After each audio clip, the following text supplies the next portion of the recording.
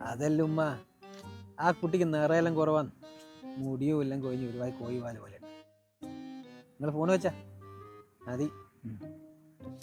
എന്താടാ കല്യാണാലോചനടാ?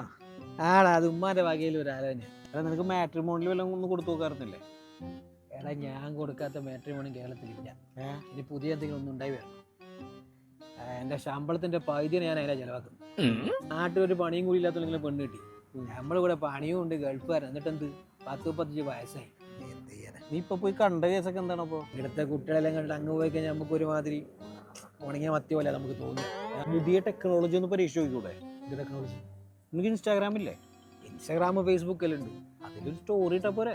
എന്ത് സ്റ്റോറി? അപ്പൊ അതുവിന് ആവശ്യമുണ്ട്. എന്നിട്ട് നിന്റെ ഫുൾ ഡീറ്റെയിൽസ് അതിൽ വെക്കാം. ഒരു സ്റ്റോറി ഇട്ട് നോക്ക്. നീ തന്നെ പൊട്ടനാക്കുന്ന നീ പോടെ, അത് നടക്കൂലായി. നീ ഒന്ന് ട്രൈ ചെയ്ത് നോക്ക്. പുതിയ ടെക്നോളജി അല്ലേ? എടാ, എനക്കെല്ലാം ആകെ 4 വ്യൂസ് ആയിട്ട് ഉള്ളൂ അതിലല്ലേ. എന്തൊക്കെയാണ് നോക്ക്, അതിനുള്ള ടെക്നോളജി ഒക്കെ ഉണ്ട് ഇപ്പോ. ഞാൻ നോക്കാം, ഇനി പറഞ്ഞോണ്ട് നോക്കാം. എന്റെ ലാസ്റ്റത്തെ ഒരു ചാൻസ് ആയിരുന്നു. നടക്കുന്നത് നടക്കട്ടെ. എല്ലാരും അറിഞ്ഞാ നമ്മളെ ഫാമിലി ഗ്രൂപ്പിലാ? ശരി ശരി, നിങ്ങൾ വെക്കുന്നല്ലേ.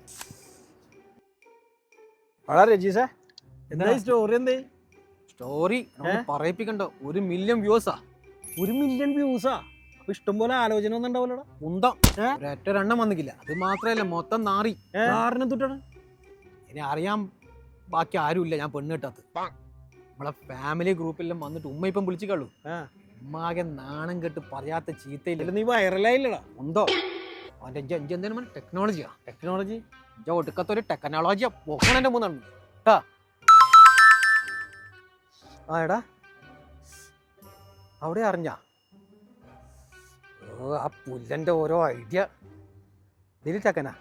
ഞാൻ ഇപ്പൊ ഡിലീറ്റ് ആക്കും കേട്ടാ. ഇനി അറിയാനാരും ബാക്കിയില്ല. ശരി ശരി, വെച്ചോ വെച്ചോ വെച്ചോ. تكنولوجيا